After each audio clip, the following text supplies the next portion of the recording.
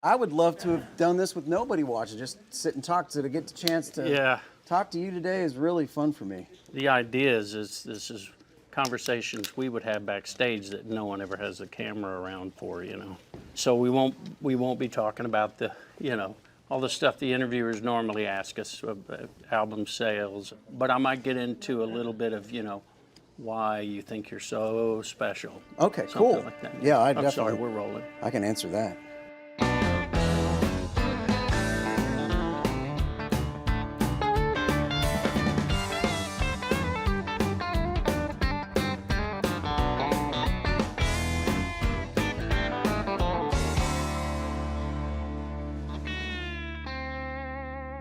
Welcome, I'm Clint Black, and tonight I am talking in circles with Brad Paisley. Thank you for having me. If I could go back to high school, Brad, sitting here with you, I wouldn't even believe this. Well, I wonder if you could have found some way to get the word to your high school. Yeah, letter to me. Right. I was a terrible student, really, really bad. Got so far behind, I don't think the teachers could have helped me by the time we all discovered that I was a terrible student. But after I got out, I played a really good game of catch-up, over the years. Right. Reading nonfiction and God help me, self-help books, and looking at what you've done. I imagine that you, in school, you were a really good student. I had a fourth grade teacher mom, so it mattered to her that I took school serious. And I did till high school. I did okay till then. And the first report card of high school, I got all A's and a C in math and showed her the report card. She was ecstatic. And I said, now, I've shown you I can do it, I'm done. And after that, it was B's and C's and every now and then an A, but I sort of stopped because I just knew that there was no reason to have a 4.0 with what I wanted to do for a living. Anybody ever asked you backstage for your GPA? I've been asked directions, so Yeah, geography. That's all we're good for. So, and it was that was the case too. Even when I went to Belmont here in Nashville, which, as you know, is a great place for people to go that want to get into this industry. But I knew it wasn't going to be about how I did academically. It was going to be about what did I learn and how did I use that going forward. So one of the things I told the Belmont students the last time I spoke to them was 2.3 gets you in. That's all you need. That's a terrible message, isn't it? Is that a bad one? Nope. We're not physicists doing this for a living, are we? No. Well, but you've had to be a good learner. Mm-hmm. The music side of things, songwriting for you, I think, is a conversation, right? Yeah, I think that's true. But it's poetry, and well, that's you're being kind. Sometimes. Yeah, it rhymes. Mm-hmm. It rhymes. You've done an amazing job of straddling that fence between something clever and humorous, but deep and meaningful. I became a student of songwriting early on. It wasn't something that it just poured out of me. I had to really work at it. And I'd look around at people and I'd go, I can't do what they're doing. And I kind of feel that way with your writing because it's so conversational. And I try to do things in a way where, this isn't hoity-toity, but it still feels like I'm trying to write poetry in a song. Well, you do. You definitely write poetry. I feel like what you did, especially when you first came out, and it was unlike anything I'd heard before done. And, here's this traditional country. It's 1989. We're not realizing we're at the beginning of a new movement that's going to revolutionize the world, but you led the way, and yours was unlike anybody else's. I devoured it. Poetry was definitely what you did. That was my first love. Heck, it's something as simple as I'm leaving here a better man. The verses are poetry. You get to a very simple chorus that's very conversational. I'm leaving here a better man, knowing you this way, all that. One day we're rolling in the clover. You used lines that are what you would consider poetry just to make your point in the verse and then got to this very simple chorus. And I covered 4 of your songs on any given night when I was in a band back in the 90s. You know, anytime I loved the writing, I went on a deep dive. You probably did the same, where it's like if you loved James Taylor, you wanted to hear everything he ever did. For me, it was the deep dives were Dean Dillon, Bob McDill, not to mention the artist writers, but I'm talking about the guys that weren't on the radio as an artist, like Mike Reed, although he was, but the songs that he wrote throughout for other people, just looking at what they would do. And I remember it dawning on me, the way I wanted to write was, if you wouldn't say it, I don't want to sing it. Like, if you wouldn't use the line in life, then I wasn't going to put that in a song, you know? When you say that, the first thing that comes to mind is this is country. And, you know, what you're not supposed to say You're in a not song. supposed to say the word cancer in a song. In a song. There are words when Hayden Nicholas, my lead guitar player, and I would be writing songs, and it would just be eating us up. I know. We'd just be but I have to say it. Right. I have to say this word that we'll never use in a song, and then we'll laugh, and we won't get anything done for half an hour. Yeah. But we know them. We know what they are. Of course. Right?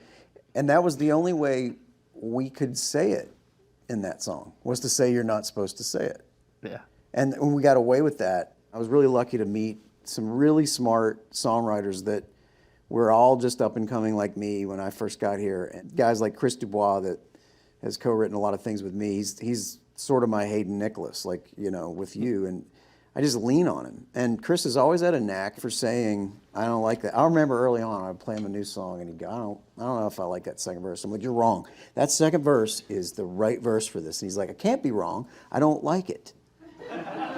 And you got to You know have what I mean? you have to have somebody who will have that arm wrestling match with you. And you get mad in the moment because you know they're right. There's this moment when you play a new song for someone that you've never heard anything in the song that you've been working on for weeks, but you've never heard it like the time you play it for someone for the first time. That's and right. in the middle of the line, you're like, doggone it, that's awful. It's amazing, isn't it? I know. That's absolutely true, and I don't think anyone who hasn't written a song can understand that. You can play it in a room by yourself all you want, but when you play it for someone else, Yeah. the veil comes down, the judgment is there, and it's as if you're judging it for them. Oh, you're And- hearing it through their yeah. ears, and you can't do that till they're sitting there. You could pretend they're there, but it won't be the same. Yeah. You'd have to be Meryl Streep to figure out that, like the whole method thing. But that would be a great talent. Can you imagine if you could just put yourself in a situation where you're pretending someone's there? That'd be a psychosis thing, though.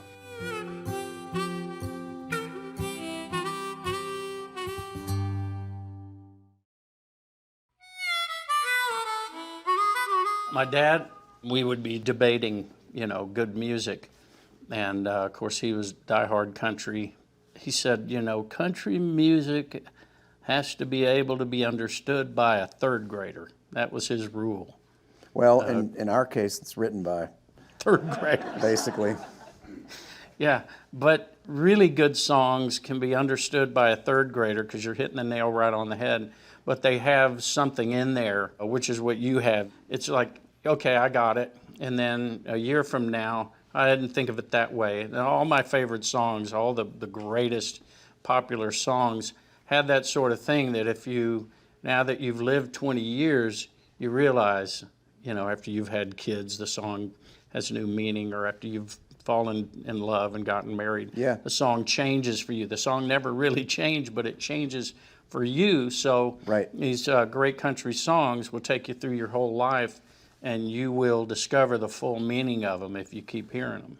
Yeah, and the same goes for the ones that maybe didn't speak to you at the time, and all of a sudden they do, you know. And I remember when I first had my first kid, you know, my co-writing friends, they'd all had kids first. I was last, and they said, you don't know what this is going to do to your songwriting. And I just kept thinking, well, it's not going to make me any better as a songwriter, but it does.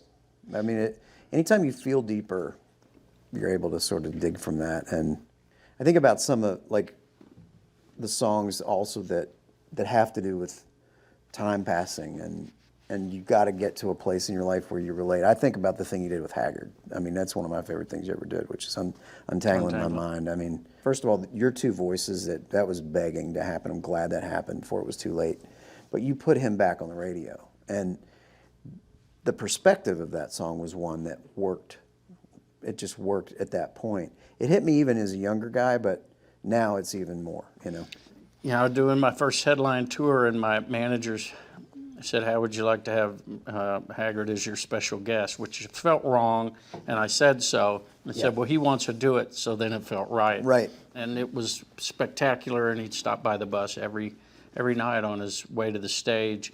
And one night he came by, and we were sitting over by ourselves, and he goes, "Oh, listen to this," and played me what he had of Untangling My Mind. And I got up the nerve to say, "Well, you need help finishing that," you know, and that's how that came about. And it was a real student-professor moment where we did that together, and then he gave me a cassette tape, a board tape from Soundcheck, where he did what he had over and over and over. And in between, he would tune his D string down and dog, dog, dog. He'd do the you know, that with it on the mic, and gave me that and the lyrics he had written. And for the next 3 days, I wrote the rest of it. But there was one word I just couldn't quite get. It was really bothering me. But I sent it back over to Merle, and he came in the dressing room and put the piece of paper down on the table and just stood there. And I said, "What'd you think?" It's funny to think about it now, because he didn't say anything. He just put it down on the table. And I said, "What did you think?" And he said, "Well, I'd give it a A- because of one word." And I knew, but that's how great he was. Is that, Did you guys fix the word? No, I said, "Well, what would you do?" And he go, "Oh, I don't know." And then he came up with it on the spot. Well, that's the thing about like him and Jones and Buck and those guys. You know, it's like them versus us. Was like, if we have the wrong word, it is ruined. If they have the wrong word, they'll sing it and it'll be fine.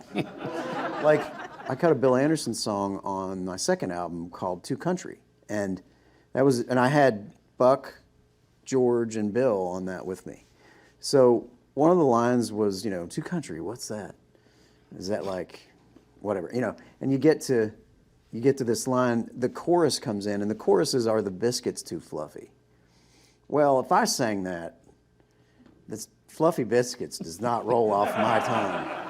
But when George Jones sings, "Are the biscuits too fluffy? Is the chicken too fried?" It's like, That's the like most you're just important hitting your question of knees. the day. You're going to the altar. You know what I mean? It's like he could say. I've always thought it would have been the greatest skit in the world to have done a skit where he sings the worst songs of all time and they become the best songs of all time. That's right. It's interpretation. That's what Waylon always used to say. "What makes a song country?" He's like, "Well, when I sing it, it is."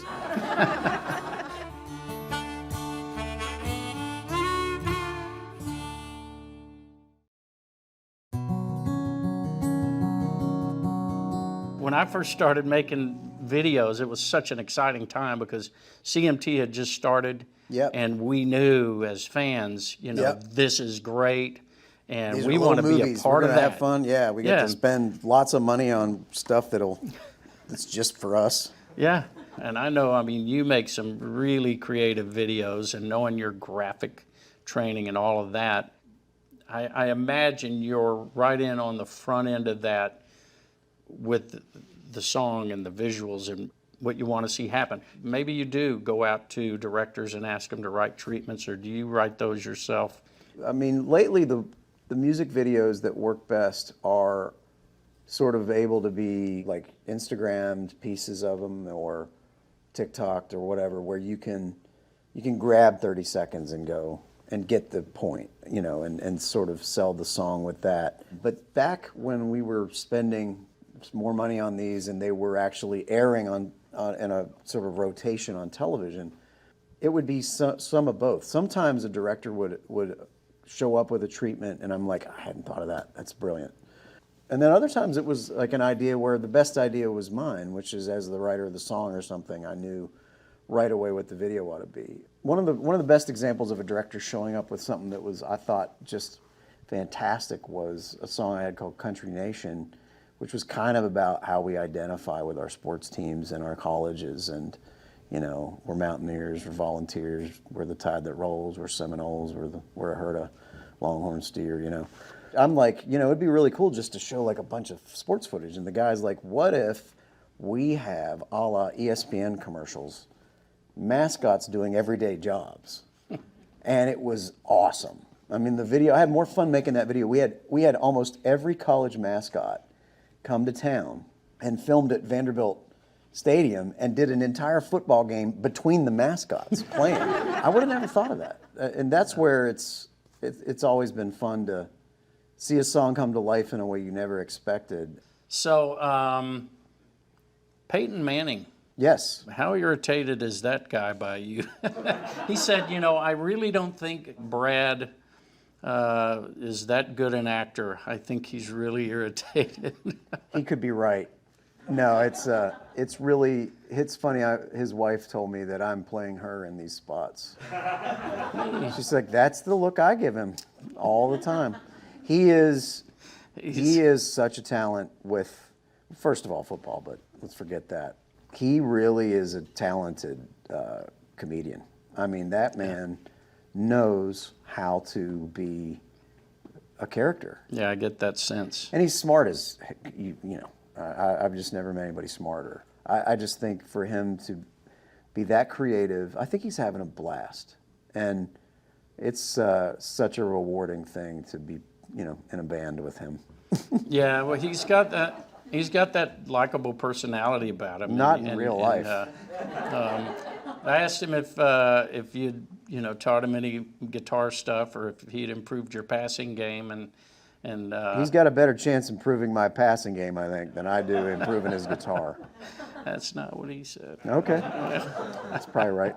When I did my first big tour where I'm on someone else's tour, and it's the whole tour, I'm not jumping around playing bars and opening for the Judds and doing this. I got on the Alabama tour. Yeah. And they really... I saw that. Yeah. Wheeling, West Virginia. You opened for Alabama. I saw it. I'll never forget. Lori Morgan, me, and you Alabama. And Lori Morgan in Alabama. It was amazing. I had already seen Alabama before, and I was really there dying to see you for the first time. I'll let them know. The Wheeling Civic Center, and you tell Alabama they owe you more money than they paid you on that tour. Well, I'll tell you a little secret that my agents and managers don't know. First of all, they really set the standard for us. Mm-hmm. This is how I want my crew to treat opening acts.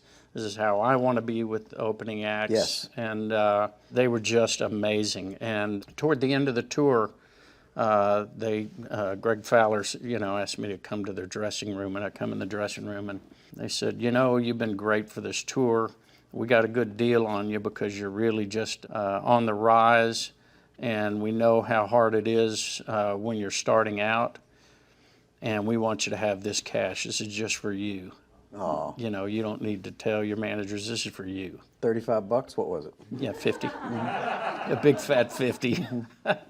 No, they gave me thousands of dollars to stick in my pocket as just a gift. And don't tell your manager about it. Is that what they said at that time? I'm not with him anymore, No, so it's fine, okay. Yeah. Buck Owens did the same thing to me one year. You know, I probably shouldn't say this now, but you know, it was the same thing where it was like I played New Year's Eve with him. I was off, and I just called up and said, you need a Don Rich to play guitar for you? And I flew to Bakersfield and just sat in with him for New Year's Eve. And I was like, you don't have to pay me anything. He's like, no, I'm buying your plane ticket, and I'm going to put you up at the hotel next door to the Crystal Palace. And then that night he handed me a bag full of cash and said, don't tell your manager about this. He didn't do anything to earn any of it. But I did tell my manager, but I told him he wasn't getting any. There you go. Those guys, like seeing you with them at the Wheeling Civic Center was a revelation. I mean that. It was like you set the tone for what country music became, and that's a good thing. Can I tell the others you said that? No. I'll let them Absolutely know. not. That was me. I will deny it. That was me, by the way. In your case, it's pretty rare. It's one thing all of us dream of a successful career where we have songs that go up and down the chart and we can get on a tour bus and people sing along and know them and want to see us play. But in your case, you sort of ushered in a new era, and not many people can say that in a type of music. I mean, just as important as when you think about what the moments in rock and roll history where it changed. In country music, you led the biggest revival of this that we've ever had. Thanks. And It means a lot to hear you say that. And you should walk up to every new artist, like the scene in Saving Private Ryan, and say, earn this, to every one of them. who's going to fill their shoes? Right. And no, it's good to hear you say that. It means a lot. I will take that to heart and try to earn it.